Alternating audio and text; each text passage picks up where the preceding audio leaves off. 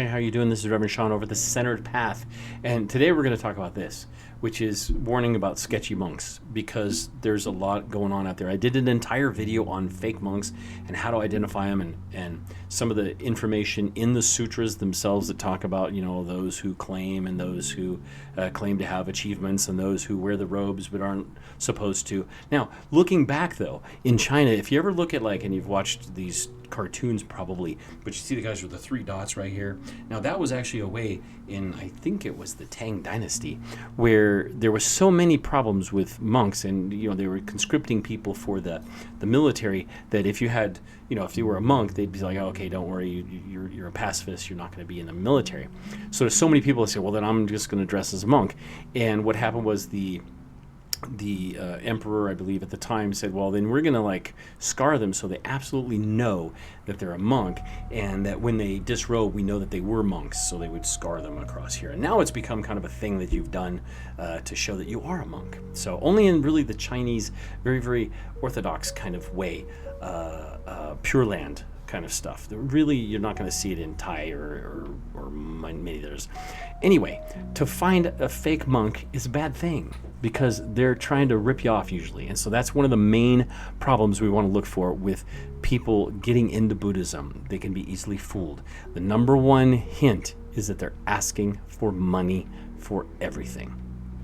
So yes, every single monk has to live. Every single temple has to pay the bills. They do have to pay the electricity. They do have to pay the gas, and they do have to pay whatever it is they have to pay. I mean, if services, you have to pay for garbage, stuff like that, and they have to pay for food, right? And that's why you have the altar in many places, and when you'll see things like oranges or apples or what have you, and those are really nice offerings. But of course, offerings too, if you go to some of them, you'll see things like oil and rice and other foodstuffs, but not meat. Don't bring meat.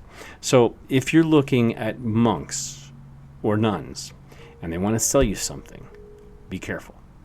If you want to get into Buddhism and they immediately have you start signing up for classes and courses, be careful. Okay, make sure it's something that you want to do, because it's really easy to get people, especially those who are vulnerable. I'm not saying that you're vulnerable, but a lot of people are, because they're looking for answers, they're looking for things, they're looking for someone to help them.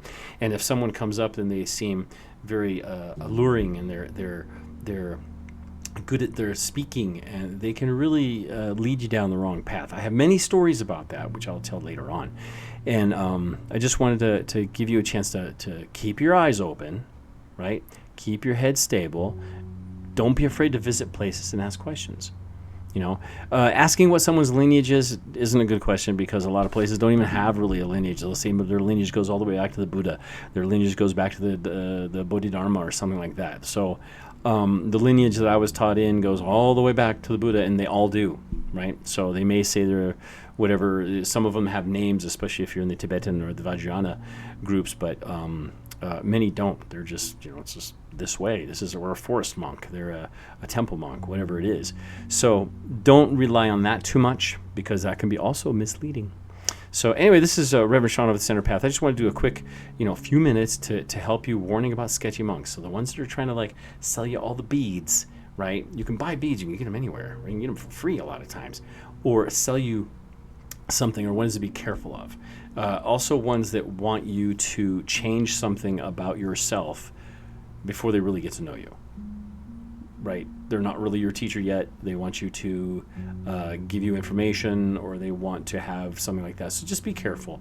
These days, especially with deep fakes and things like that, just be careful with those things, okay? So if you want more advice, or you're looking stuff up, let me know down in the comments. Don't forget to subscribe, which you're going to see right there. Right there, I'm going to put a little circle thing, and it's going to have a little 2 feet in it. That's the Center Path. You can subscribe, or you can go straight up. Maybe over here, I don't know, right down there. And you'll see a little video of me telling you something else. Talk to you later. Bye.